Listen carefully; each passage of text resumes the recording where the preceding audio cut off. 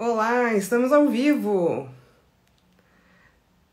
Pessoal que for chegando, por favor, aquele alô, conexão boa. Olá, Caio, querido, Gabi, Vera, Luana. Surpresa, hoje não é a Flavinha que tá aqui. Hoje a Flávia dá aula no Carreira Literária. Tu tá escutando ela entrar aqui no webinário agora.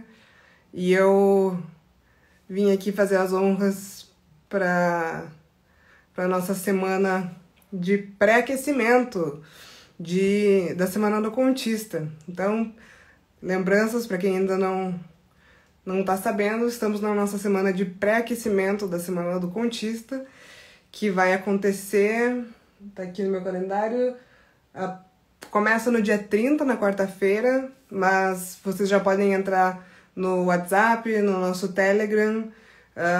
Os links estão na descrição, na bio do Instagram.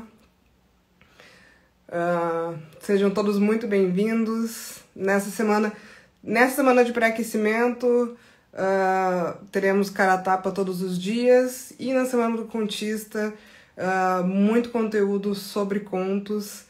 O cara a tapa também vai já trabalhando a ideia de contos. Estamos privilegiando contistas do cara a tapa.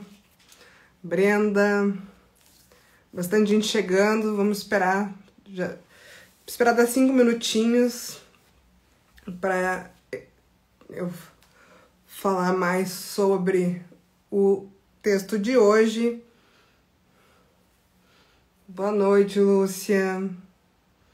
Olá.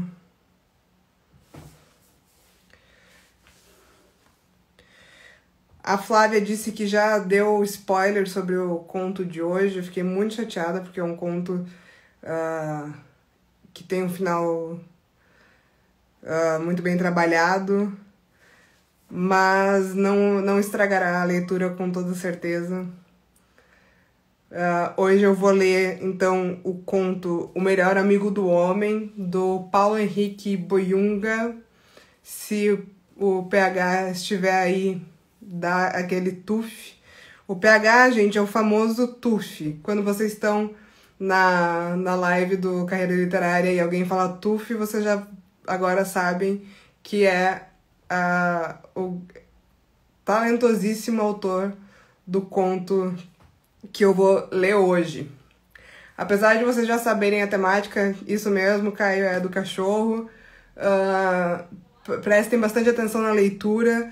Eu vou tentar fazer uma leitura ininterrupta. Eu tenho dificuldade de fazer isso quando eu tô avaliando, né, um texto. Eu sempre coloco minhas percepções à medida que eu vou lendo, e isso pode atrapalhar um pouco. Vou tentar fazer uma leitura ininterrupta.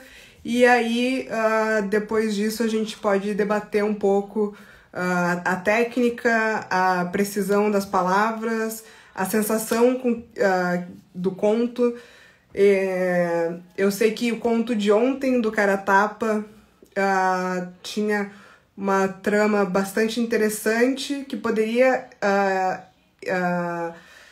foi discutido, né, que poderia, com algumas técnicas, realçar a potência da mensagem, e eu escolhi ler o texto do PH hoje justamente porque a partir de uma situação ele consegue explorar muitas emoções e arrancar da gente aflição. Eu entrei em contato com esse conto há um tempo já. Eu lembro que o PH estava aqui em casa, a gente estava fazendo uma oficina de escrita com ele quando ele tinha acabado de escrever esse conto, e enquanto ele lia eu me sentia extremamente aflita a cada frase. Então eu quero que vocês prestem atenção na minha leitura, e depois eu quero discutir com vocês como que vocês foram se sentindo no decorrer da leitura, a partir de cada frase, se é um conto que mantém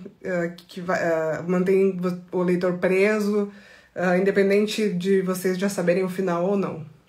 Vamos lá então, deu 5 minutos. Vamos lá, vamos colocar então o PH Paulo Henrique Boiunga na sua cara a tapa com o conto O Melhor Amigo do Homem.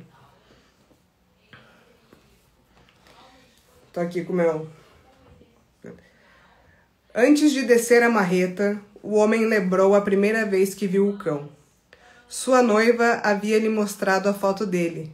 Dizia que era um vira-lata, mistura de poodle com pitbull. De pelo marrom, foi bem cuidado desde os primeiros dias, tratado com amor e carinho, como todos os bichos que nasceram e morreram naquela casa. O pai da noiva, sogro do homem, havia recebido de presente. Soube depois que o filhote vinha do morro da Divinéia. Ficou aos cuidados de macumbeiros durante a primeira semana de vida, o que talvez explicasse seu comportamento. Perto de completar 1 ano de idade, o cão começou a apresentar sinais de loucura. Rosnava à toa, latia para quem chegava perto, mordia se tentassem fazer carinho. A família foi obrigada a prendê-lo a uma corrente amarrada a uma viga de metal e mantê-lo assim para a segurança de todos. O cão permitia que a mãe da noiva, sogra do homem, pousasse suavemente um dedo em sua cabeça, até passar a mão no dorso, mas logo depois ele rosnava, alertando o bote. O pai da noiva era um pouco mais respeitado, e na medida do possível percebia-se que o cão tinha afeto por ele. Mas o bicho odiava o irmão da noiva. O cão não comia ração. Para alimentá-lo, a mãe da noiva colocava carne e arroz num saco plástico, pois ele destruía vasilhas. E toda vez que ele cheirava, circulava, levantava a pata e mijava em cima antes de comer. Ao longo de 11 anos viveu o famigerado cachorro. Ao longo dos 11 anos que viveu, o famigerado cachorro protagonizou situações assustadoras. Certa vez, a mãe da noiva, ao atravessar o portão, não percebeu que o animal estava solto. Desprendiam-no uma vez por semana ou quando viajavam. Nessas ocasiões, pediam a um vizinho que o alimentassem, jogando comida por cima da grade. A avó da noiva, ao dar com o cão de boca aberta, tentou correr. Ele abocanhou a mão dela e começou a balançar com raiva, enquanto ela puxava com força, gritando de dor, até o pai pegar uma vassoura e com umas pancadas conseguir afastá-lo. Numa tarde, ao chegar de viagem, encontraram o cão enlouquecido. Rodava o quintal e pulava, tentando alcançar o gato que miava apoiado num galho. Mordia o ar, olhando para o alto, não parava de latir. A família não podia entrar em casa. O pai da noiva teve que vestir luvas, ligar a mangueira e borrifar água até conseguir prendê-lo de novo. Em outra ocasião, a cadela do vizinho estava no cio. Passava a tarde latindo, angustiada, procurando um companheiro para cruzar. O cão quase espumava pela boca. Tiveram que chamar os bombeiros.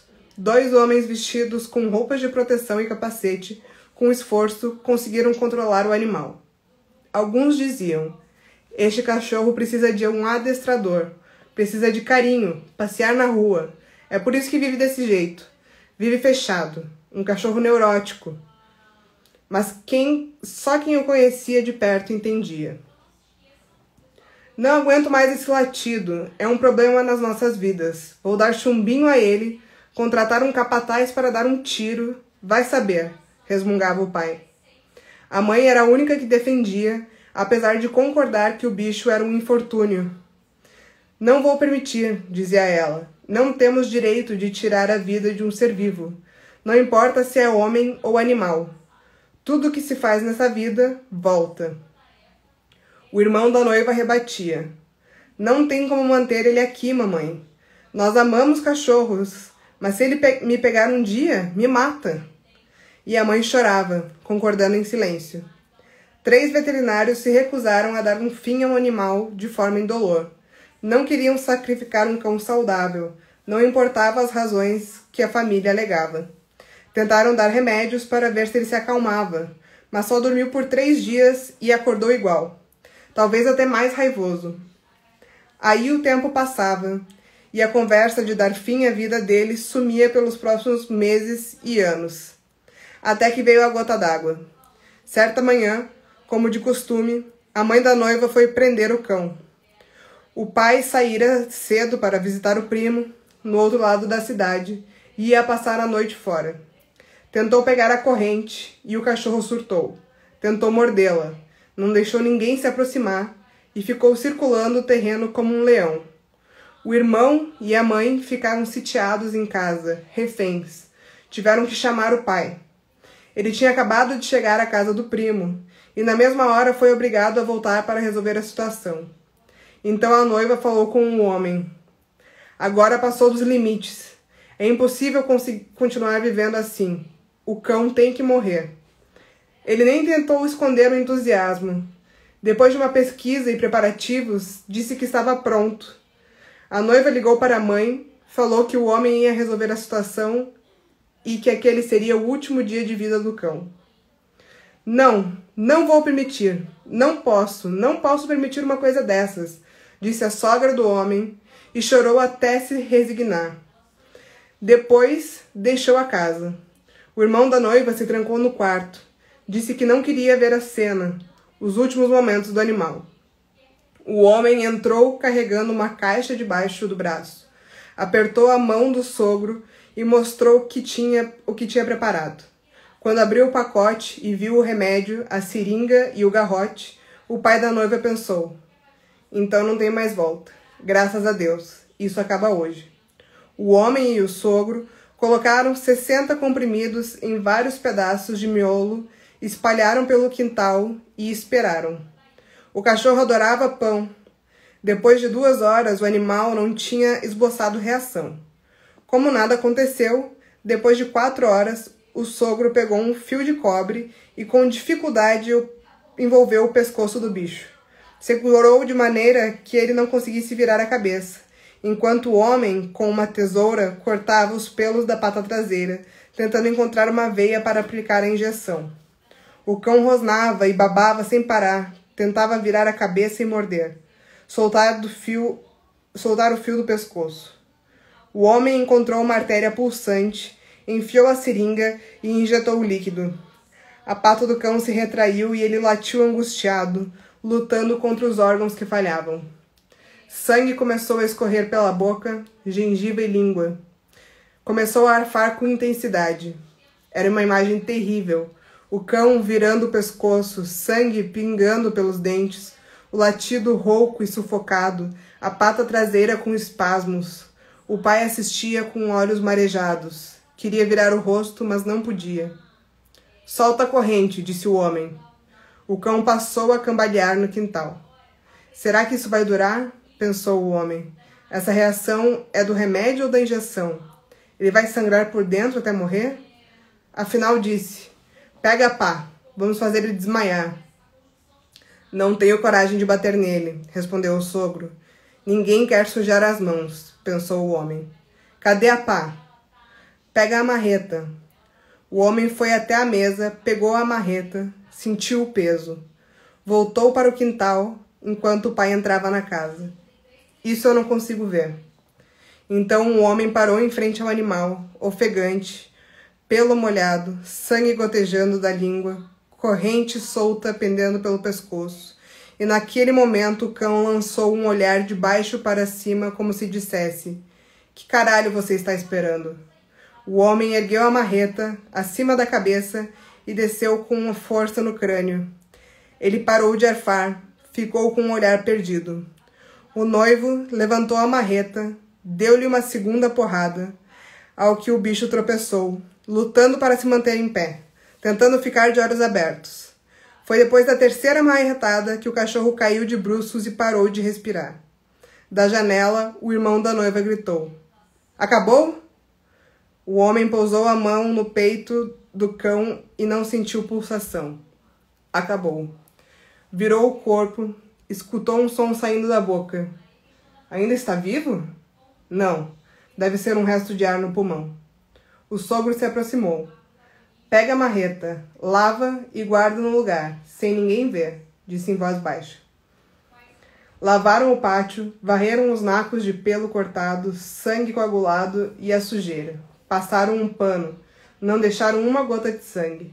Colocaram o corpo num saco e puseram na mala do carro. Largaram o cadáver na linha do trem, um lugar triste e abandonado, onde raramente passava alguém. A visão mais dolorosa que o homem foi ver pelo retrovisor, enquanto o sogro se afastava, a pata marrom, imóvel, sobressaindo do saco de lixo. O sogro e o homem foram encontrar a noiva e a mãe, garantiram que o cachorro se foi sem sofrimento e que depois da dose de remédios tinha apenas sangrado um pouco e adormecido. A mãe chorava sem parar, pedia desculpas ao cão, se lamentava repetindo: por que ele tinha que ser daquele jeito? Eu não gostava dele, mas admito que sinto pena, disse o irmão da noiva. Ninguém mais lamentou a morte do cão, e fora a mãe da noiva, e fora a irmã da noiva, ninguém chorou. O homem nunca se sentiu culpado. Tinha certeza de que fez o que todos queriam, mas não tinham coragem de fazer. E a vida da família continuou, melhor do que quando o cão estava vivo. E a tristeza e as lágrimas da morte dele logo se dissiparam. Jogaram a corrente no lixo, tiraram a viga de metal do pátio, passaram a usar o espaço para refeições ao ar livre. No dia que o cão morreu, antes de deitar, o homem tirou a roupa e encarou o espelho por um longo tempo. Sorriu. A imagem sorriu de volta. A única coisa que sobrou foi a coleira. O homem, assim que escutou o último suspiro do bicho, tinha tirado do pescoço com dificuldade e guardado sem ninguém ver. Até hoje não entende por que fez isso. Não sabe se quis ficar com a coleira porque considerava uma memória afetiva ou um troféu. E aí, pessoal? Ufa!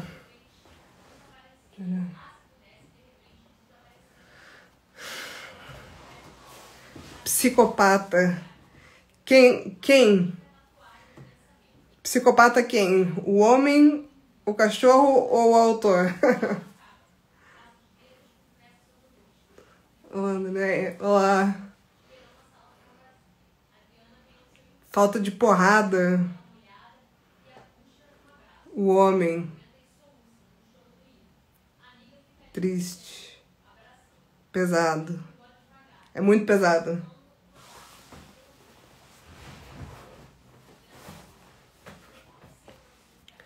Chegando. Pesado, mas me soou muito sem propósito.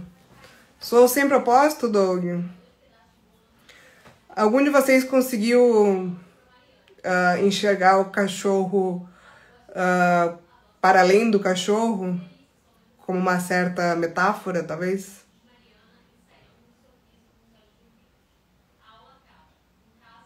Deveria ter acabado no clímax. Um texto sufocante, com certeza.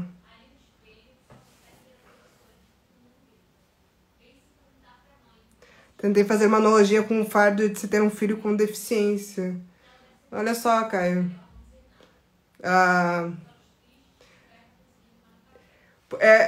Esse é um dos motivos pelo qual eu quis trazer esse texto, porque ele, como um bom conto, ele traz bastante coisa para além da superfície. Um filho com deficiência é a primeira vez que me passou pela cabeça, Caio.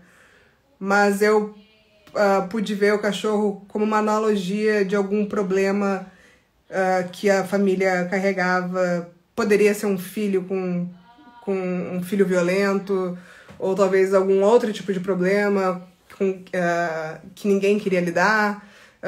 E o homem, né? O homem, ele é o noivo da filha, então ele não tem relação consanguínea com essa família. E ele é o protagonista, ele que entra em cena, e no final, o pessoal até falou que teve uma sobrinha, mas no final mostra o quanto o homem se empoderou e se olha no espelho, mostrando, né, o quanto ele ganhou respeito dentro daquela família por ter livrado a família do problema. Se foge ao padrão, tem que morrer, triste. Tereza, mas ninguém tinha coragem, né? De matar ou não chegava a considerar a possibilidade de matar, mas não.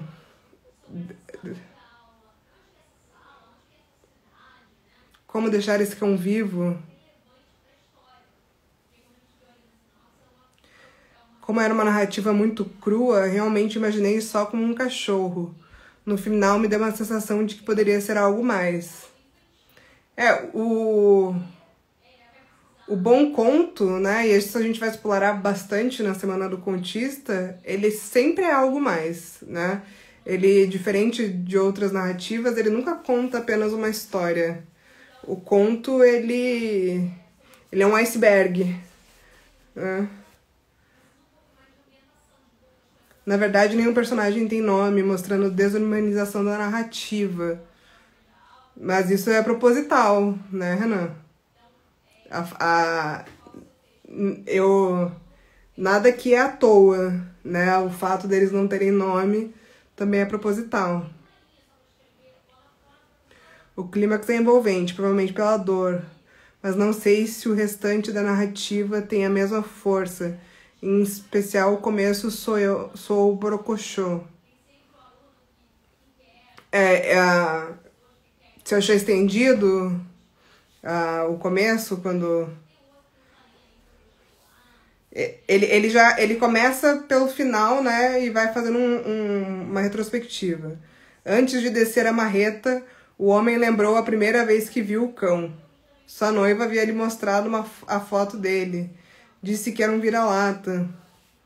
Vai fazendo toda uma mise-en-scène até... Depois que o cão morreu, eles meio que esqueceram de que o cão era ruim, como se a morte apagasse os erros. De fato, eles esqueceram. O autor deixa claro que a família sentiu algum pesar, mas logo a vida deles melhorou. E isso deu bastante poder ao homem, né? Porque a vida da família melhorou por causa dele, no final das contas.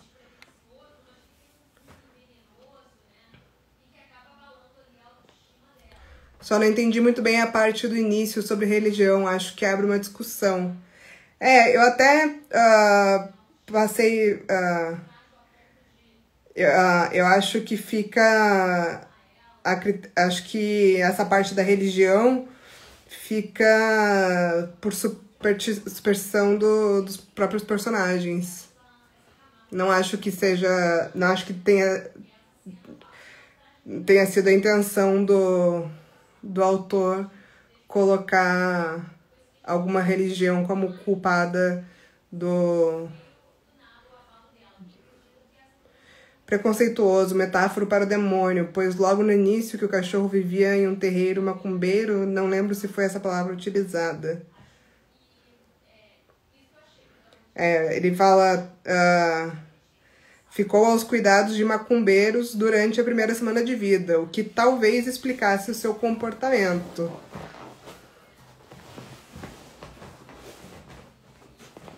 Mas, na verdade, não tem nenhuma explicação pro comportamento do cachorro.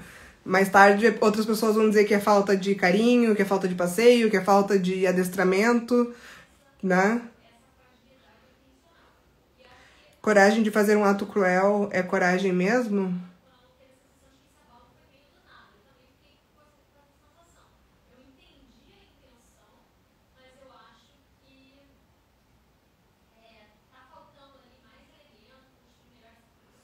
Muitas famílias têm integrantes problemáticos, sogras, crime, abusos, mas percebo que não tentaram praticamente nada para ajudar o cão a melhorar seu comportamento. Por um filho, nós tentaríamos mais. Certamente, Nicolas, para algumas pessoas... Por isso que o conto incômodo, ele gera muita discussão, né? Com certeza, muitos de nós, a maioria de nós que está aqui, por um filho tentaria mais. A gente sabe que tem famílias que não tentam, né? É só lembrar como que há décadas, séculos, as famílias lidavam com jovens portadores de doenças mentais, jovens com vício em drogas, até mesmo homossexuais, né?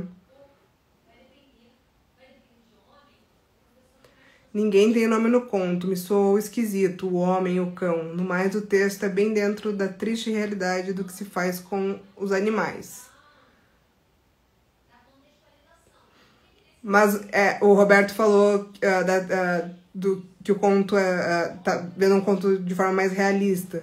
Mas o cachorro ficou 11 anos com a família, né? Por 11 anos eles tentaram, da forma que eles conseguiam,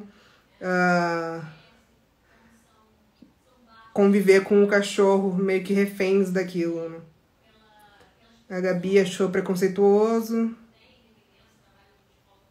Geralmente os cães refletem o comportamento dos donos. Isso acho que também eu acho que o cão pode ser visto de forma metafórica como algo dentro daquela família.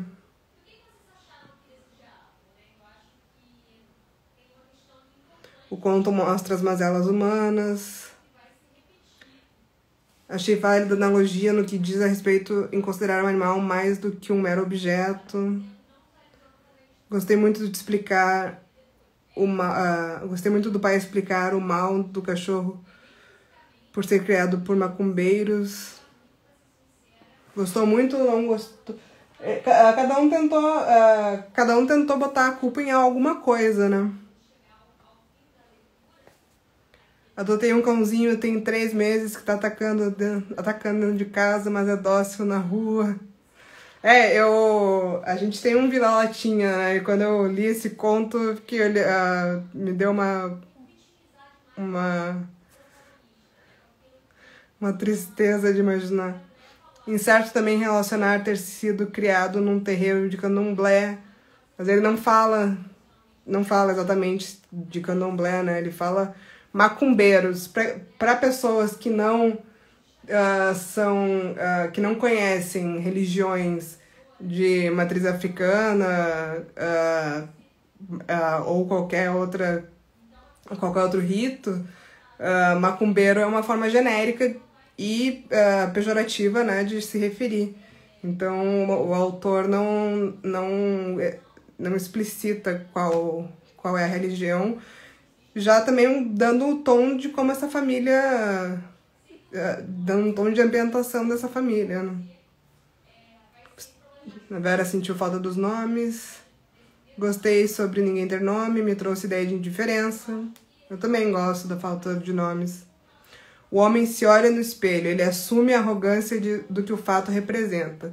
Ele não cresce no conceito de outro, ele se autoelogia.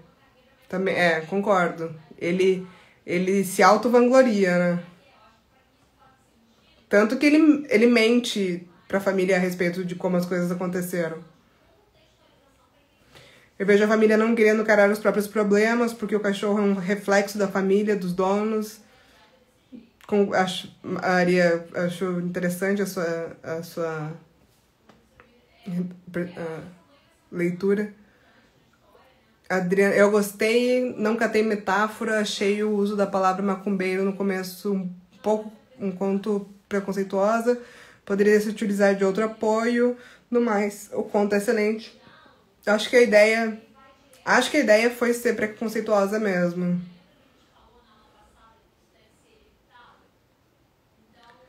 Não seria descarregar o mal íntimo dos personagens? Eu achei a narrativa muito crua, parece um texto jornalístico. Ela é bem crua mesmo. Mas vocês não acharam que a narrativa crua envolveu vocês de alguma forma, também causando eu quero ouvir de vocês se o texto trouxe emoções, né? Por mais crua que seja a narrativa, ele não usou nenhum tipo de lirismo. O texto trouxe alguma emoção, trouxe angústia, né? Falaram que o começo podia estar arrastado e depois o clímax melhora. Então, esse começo arrastado foi prendendo para o clímax.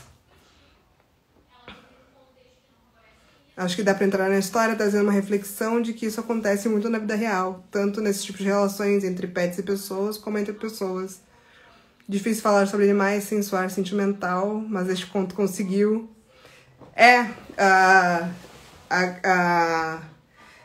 Ele não soa sentimental justamente pela escolha das palavras e por ser mais cru, né? Por ser mais... Engraçado que no próprio conto, o cachorro louco e no mundo dos escritores, porque vejo que o incômodo que ele provoca causa a necessidade de rejeitá-lo enquanto literatura. Ótima provocação, Alan. Ótima provocação. Eu acho que o conto causar incômodo e ser provocativo, eu acho isso muito literário.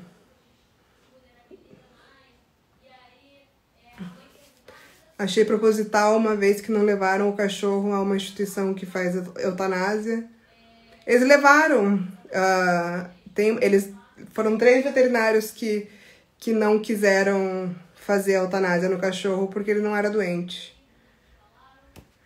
O contrário, o macumbeiro evidencia o preconceito no personagem e evidencia isso, denunciando.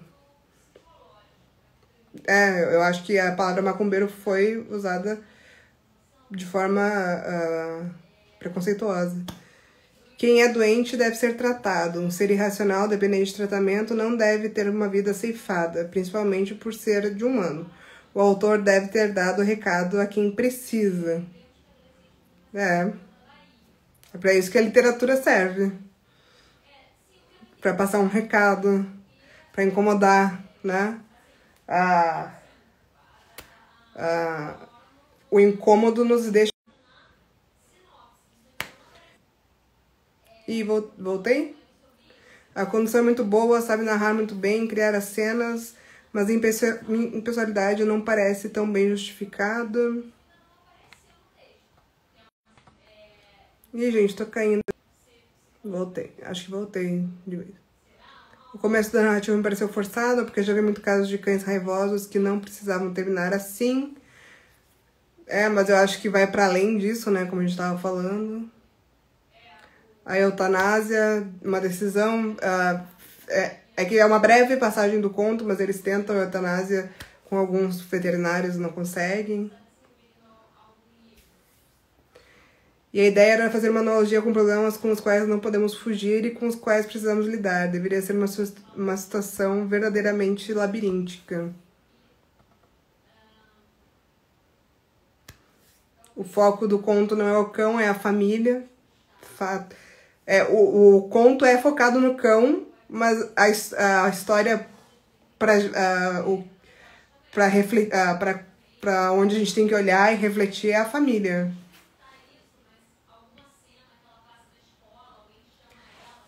Me senti distante da história, não me senti emocionalmente conectada. Todo psicopata começa com animais, não importa a idade, sempre começa com animais, depois aprimora. Então, já pensando no homem, né? No que mata o cachorro. Que ele até guarda como troféu a coleira.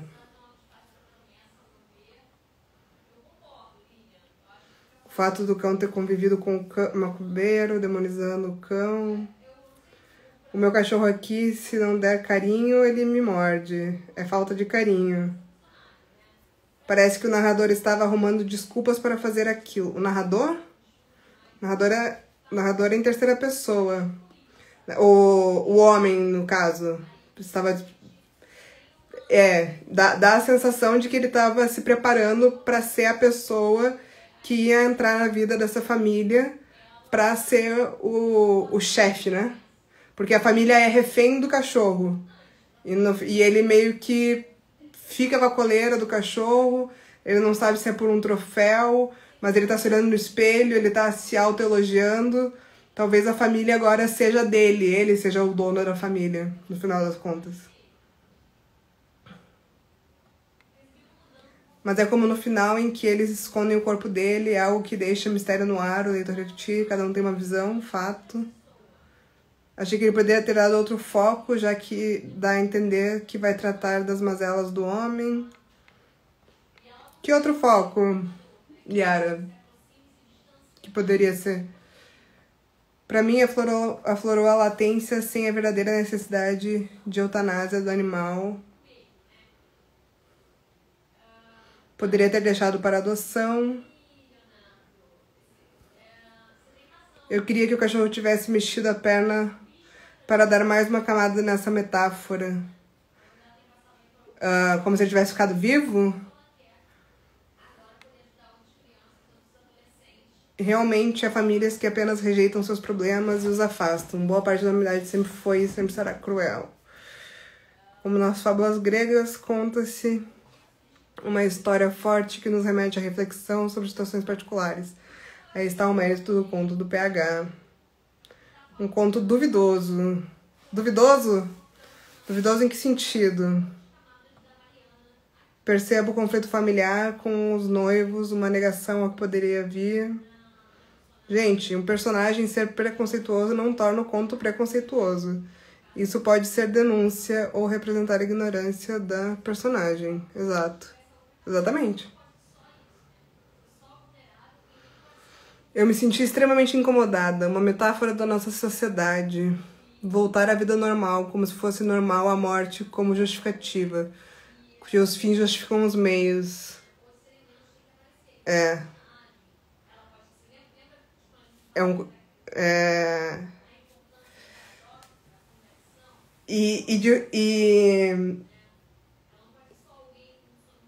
interessante essa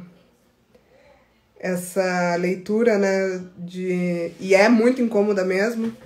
E todos eles sabiam ali que a morte era o pior. E é o homem, né? O psicopata, que toma a iniciativa de matar o cachorro. E aí a família acaba não levando isso em consideração depois, né? Acabam esquecendo fácil.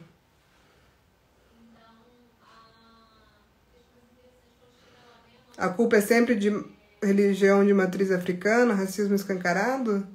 Talvez dessa família? Talvez para essa família, sim. O racismo escancarado da família, né? Mas não da... Ninguém tá vangloriando o fato. 11 anos na mesma família e não muda o comportamento, algo errado. A morte do cachorro me soou como um ritual de renovação da família. É uma renovação, mas talvez a gente não sabe se é pro bem ou se pra outra coisa que também não é boa, né, Ricardo? Achei que isso é um ponto forte, só que a ideia me pareceu melhor do que a execução em si. Será que não é uma crítica ao conservadorismo da família padrão? A vaidade, a indiferença, a linguagem para se referir a religiões alheias? Acho que essa é uma boa observação, Dan. Acho que o narrador consegue... A literatura tem esse poder, né? De escancarar a crítica dessa forma, escancarar preconceitos dessa forma, né? Sendo racista, você escancara o racismo, né? Você faz esse tipo de comunicação através do incômodo. Uma frase do Nelson Rodrigues, que a violência e as coisas ruins da sociedade deveriam aparecer na literatura para não aparecerem na nossa vida real, né? Isso não pode ser esquecido.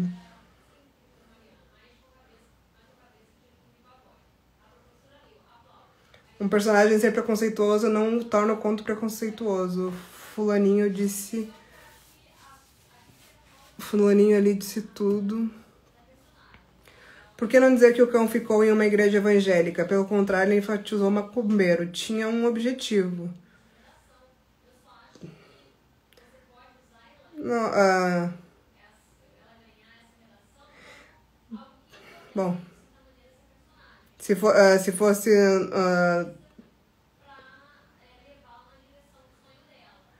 não podemos confundir a linguagem dos personagens com o teor da narrativa e a intenção do autor. O cachorro já veio com personalidade formada da outra família. Estou feliz, muito feliz. Terminei meu livrinho agora mesmo, depois de 10 anos de trabalho. Se trouxe emoção, nossa, um asco profundo pelo homem. Esse aí tem um desvio de caráter, com certeza. Esse aí quem? O autor? Não, o autor é um doce. Mas com certeza a intenção dele era de trazer asco mesmo. Desconforto. O cachorro se tornou mais humano do que as pessoas. Senti asco, principalmente após a injeção, ter hemorragia intensa. Para mim gerou grandes emoções. Meio que previsível, mas gerou uma certa angústia para que terminasse logo. Angústia foi a principal emoção que eu senti. A Flávia já tinha dado spoiler para alguns sobre o conto, mas eu sabia que eu queria ver se, mesmo sabendo o final, essas emoções iam vir. Eu acho que a crueza da linguagem é o que dá mais impacto. Raiva, muitos cães são bravos, se for matar todos, né? O fato de os personagens não terem nomes é simplesmente para não nos identificarmos com eles, para não simpatizarmos com eles. E também acho que para criar uma família genérica, né? Para criar uma família genérica. E talvez a família tradicional brasileira, que não sei qual é, não sei se um dia existiu. Entrei numa narrativa, fui ficando tensa, incomodada. A ideia é gerar o que estamos fazendo, discutindo sobre, exatamente. Ficou muito tênue essa associação, se é que ela existe. Achei um clímax até gratuito pela violência, mas não há real dramaticidade. Não consegui me conectar com a ideia do autor. A frieza do texto me evocou repugnância. Eu acredito que se evocou algo, seja repugnância, asco, eu acho que já está sendo bastante válido. Eu acho que o conto conseguiu sua intenção, causar um mix de sensações e opiniões. Exatamente, o debate está bem pungente aqui. Claro que é bem escrito, mas na minha opinião é cru demais. Me pareceu um relato detalhado. Um ato absurdo. Olha que eu escrevo horror. Se as intenções dos personagens refletissem exclusivamente as intenções do autor, acho que raramente teríamos vilões nas histórias. Qual autor se exporia e se comprometeria assim? Separem o autor e personagem. O cão foi uma vítima. Eu acho que também existe uma colocação de... Será que na vida real, na nossa vida, nas nossas famílias, existem vítimas? Existe o certo e o errado? Isso também é colocado, né? Porque o cão também era... O cão era muito difícil de conter, de lidar. Ele machucava, ele podia matar, né? A gente acaba vitimizando ele também. Mas eu não tô aqui fazendo nenhuma colocação, eu não tô batendo martelo em nada. Porque a ideia é justamente deixar as coisas em aberto. Dá-se a entender que eles sacrificaram o animal como oferenda para alívio pessoal.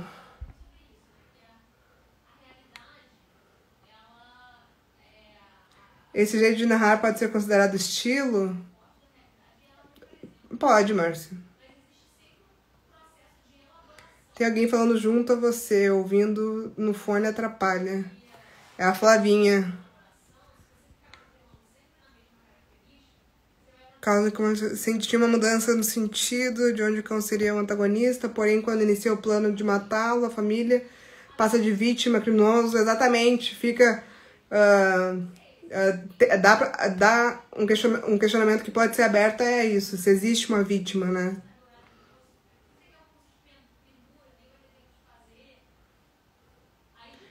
Pessoal, aqui eu já vou encerrando o conto, eu já vou encerrando a live. Eu acho que esse conto dá muito pano pra manga, eu quero que vocês continuem a discussão nos comentários. Eu vou encerrar porque a Flávia tá dando aula e vai ficar entrando interferência aqui do som. Mas gostei muito do engajamento de vocês. Continuem nos acompanhando diariamente às 8 horas pro Cara Tapa. Agora vamos continuar a discussão nos comentários e entrem lá nos nossos grupos, porque dia 30 começa a Semana do Contista.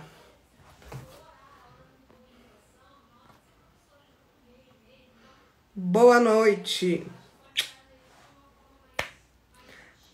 Obrigada que vocês gostaram da live. Quem perdeu a leitura, a live vai ficar gravada no nosso IGTV e aí vocês podem assistir, certo?